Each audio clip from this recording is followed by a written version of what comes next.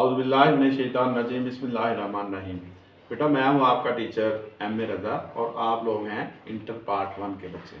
बेटा जी आपके सामने इक्तिबास की तशरीह जो है वो पेश की जा रही है। इक्तिबास की तशरीह के लिए 15 नंबर टोटल जो है बोर्ड वाला देता और उसमें 1 नंबर आपको मिलेगा सबक के उन्वान का और 1 नंबर मिलेगा मुसन्निफ के नाम का।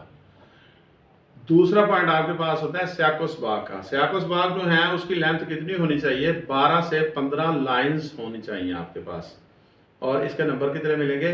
3 नंबर मिलेंगे। आखिरी चीज़ जो सबसे अहम है वो है तशरीह।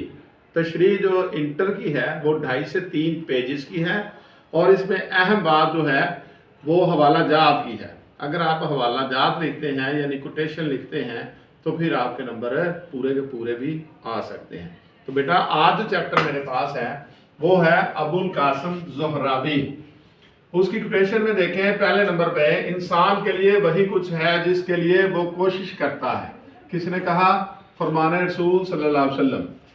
दूसरा हवाला मेरे पास है, वो ज़माने में मुअज़्ज़ज़ से मुसलमान होकर और तुम खार हुए तार के कुरान होकर।